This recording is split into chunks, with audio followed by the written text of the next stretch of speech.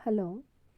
Greek stoic दार्शनिक Epictetus ने कहा था कि मानसिक शांति और सुख का बस एक ही रास्ता है, इसलिए इसे अपने साथ हमेशा रखें, तब भी जब आप सुबह जागें और पूरा दिन, तथा जब आप सोने जाएं। बाहरी चीज़ों से प्रभावित ना हो, बल्कि इन सभी को ईश्वर को समर्पित कर दें। दूसरों की सफलता, प्रमोशन और खुशकिस्मती पर खुश हों। ऐसा करके आप अच्छी किस्मत को अपनी ओर आकर्षित करते हैं। अवचेतन मन और मानवीय संबंध। हमने अब तक इस पुस्तक से ये अवधारणा सीखी है कि आपका अवचेतन मन एक रिकॉर्डिंग मशीन की तरह होता है, जो इस पर पड़ी प्रत्येक छाप को दोबारा उत्पन्न कर देता है। यही कारण है कि स्वर्णिम नियम दूसरों के साथ सद्भावनापूर्ण संबंध बनाने और बनाए रखने में इतना महत्वपूर्ण है। आप दूसरों से अपने लिए जैसा चाहते हैं उनके साथ वैसा ही करें। अर्थात इसके बाहरी और आंतरिक दो अर्थ होते हैं। आंतरिक अर्थ आपके चेतन और अवचेतन मन से संबंधित है, जैसा कि बाइबल के संदेश में भी कहा गया है, जैसा आप चाहते हो कि मनुष्य आपके बारे में महसूस करे, वैसा ही आप उनके बारे में महसूस करें। जैसा आप चाहते हो कि मनुष्य आपके बारे में सोचें, वैसा ही आप उनके बारे में सोचें। जैसा आप चाहते हो कि मनुष्य आपके प्रति काम करें, वैसा ही आप उनके प्रति काम करें। यदि आप ऑफिस में किसी के प्रति नम्र और शालीन हो, लेकिन उसकी पीठ पीछे उसके बारे में आलोचनात्मक और द्वेषपूर्ण विचार रखते हो, तो ऐसे नकारात्मक विचार आपके लिए बहुत विनाशकारी हैं। इस प्रकार आप अपने अंदर नकारात्मक ऊर्जा उत्पन्न कर रहे हैं, जिससे आपकी स्फूर्ति, उत्साह, शक्ति, मार्गदर्शन और सद्भावना कम हो जाती है। ये नकारात्मक विचार और भाव आपके चेतन में उतरकर आपके जीवन में कई तरह की मुश्किलें और रोग उत्पन्न कर देते हैं। सुखद संबंधों की कुंजी।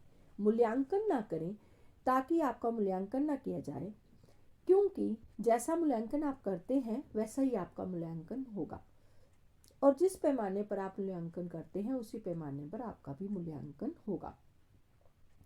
यदि आप दूसरों के साथ सद्भावनापूर्ण संबंधों की कुंजी प्राप्त करना चाहते हैं, तो आपको इन पंक्तियों के अध्ययन में छिपी सच्चाई पर अमल करना होगा। मूल्यांकन का अर्थ सोचना और किसी मानसिक फैसले या निष्कर्ष पर पहुंचना भी है। दूसरे लोगों के बारे में आपके जो विचार हैं वह आपका है, क्योंकि आप ही उसे सोच रहे हैं। आपका विचार रचनात्मक है। सामने वाले के बारे में जो आप महसूस करते हैं उसे वही आप अपने अनुभव में उतारते हैं। अर्थात जो सुझाव आप किसी दूसरे को देते हैं वे आप खुद को भी देते हैं, क्योंकि आपका मस्तिष्क ही रचनात्मक साधन है। अर्थात आप जैसा मूल्यांकन करेंगे वैसा ही आपका मूल्यांकन होगा। दूसरों पर पैमाने और मानदंड लागू करके आप अपने अवचेतन मन में उन मानदंडों और पैमानों को उतार रहे हैं जिन्हें ये आप पर लागू करेगा। यदि आप यह समझ लेते हैं कि आपका अवचेतन मन किस तरह काम करता है, तो फिर आप दूसरों के प्रति सोचने, महसूस करने, काम करने में हमेशा सावधान रहेंगे, क्योंकि ऐसा करके आप अपने प्रति सही कर्म, भाव और विचार की स्थिति बना रहे हैं। जिस पैमाने से आप मूल्यांकन करेंगे उसी से आपका मूल्यांकन होगा। आप दूसरों के साथ जो भलाई करते हैं वही उसी पैमाने से आपकी ओर लौटेगी, और आप जो बुराई करते हैं वह भी आपके मस्तिष्क के नियम के अनुरूप आपकी ओर लौटेगी। यदि कोई किसी को धोखा देता है तो वह खुद को धोखा दे रहा है। उसका अपराध बोध अतः किसी न किसी तरह उसकी ओर आकर्षित करेगा। उसका अवचेतन उसके मानसिक काम का रिकॉर्ड रखता है और मानसिक इरादे या प्रेरणा के अनुरूप प्रतिक्रिया करता है। जैसा कि आप जानते हैं कि अवचेतन मन निष्पक्ष और अपरिवर्तनीय है। ये ना तो मनुष्यों में भेद करता है, ना ही किसी तरह के धार्मिक पंथ या संस्था में। ये ना तो दयालु है, ना ही प्रतिशोधात्मक। आप दूसरों के बारे में जिस तरीके से महसूस करते हैं और काम करते हैं वही अंततः आपकी ओर लौटता है।